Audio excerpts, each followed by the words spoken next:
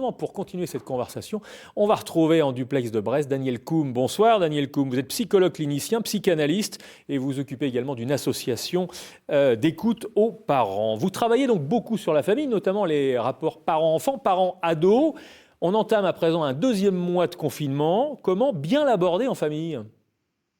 Oui, c'est une question que se posent les parents, qu'ils nous posent également, et on réfléchit avec eux à ça, le fait qu'il y ait cette pression-là qui s'exerce, une pression ordinaire d'ailleurs, qui ne date pas d'aujourd'hui, mais qui est renforcée par la crise sanitaire et les obligations liées au confinement. Donc cette pression, c'est de réussir non seulement sa vie de couple, non seulement sa vie familiale, l'éducation des enfants, mais en plus réussir, faudrait-il le croire, son confinement. Ça veut dire que le confinement donc, met une pression sur les parents. Ils se mettent aussi une pression à force de vouloir remplir tous les rôles, travailler, s'occuper de la maison, être de bons professeurs.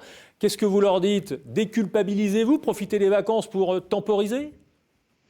Les vacances arrivent à point nommé, en effet, assurément. Et les vacances, c'est les vacances, c'est-à-dire qu'il n'y a plus besoin de faire l'école, beaucoup moins en tout cas, ou d'une autre manière. Les parents ne sont pas des maîtres d'école, c'est bien trop leur demander. Enfin, ordinairement, être parent, c'est partager son enfant, partager l'éducation de son enfant. Le confinement contrevient finalement à une logique ordinaire, à la logique ordinaire de la parentalité, qui est de ne pas tout faire pour son enfant.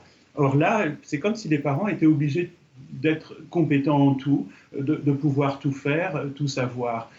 Et c'est un métier impossible, il faut le dire comme ça. Ça peut être aussi un bel objectif pour certains parents que d'essayer de remplir de nouvelles tâches. Vous craignez que ça génère des traumatismes ? Des traumatismes pour ceux qui sont prédisposés, mais l'idée c'est de se donner une ambition qui est impossible à atteindre. Pouvoir tout faire pour son enfant, ce n'est non seulement pas possible, mais finalement pas souhaitable. Quels sont les enfants qui supporteraient finalement que leurs parents soient tout-puissants ?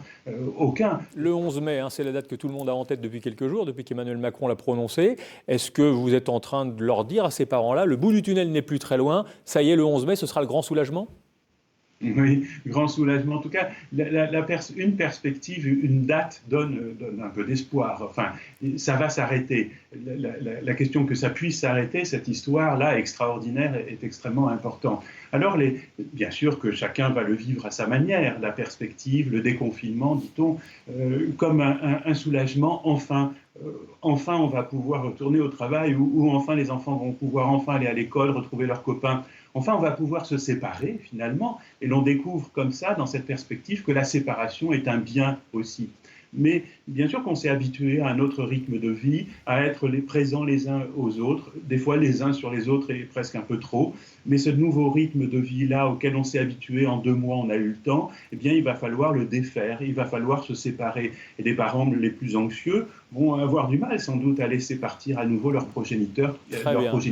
Donc si je comprends bien, Daniel Koum, le déconfinement, c'est comme le confinement, ça se prépare et pourquoi pas en famille. Et pour aider les parents justement, vous venez d'écrire un livre qu'on peut télécharger gratuitement sur Internet. On va montrer la couverture. Faire famille au temps du confinement. Et pour celles et ceux parmi d'entre vous, les parents qui voudraient éventuellement être aidés d'un psychologue, il y a une association qui s'appelle Parentel, dont s'occupe Daniel Koum, 02 98 43 21 21. Vous avez un psychologue au bout du fil. Voilà, je pense qu'on a été complet. Merci beaucoup, Daniel Koum. Je rappelle que vous êtes psychologue psychanalyste. Vous étiez en duplex avec nous depuis Brest. Merci à vous. Au revoir.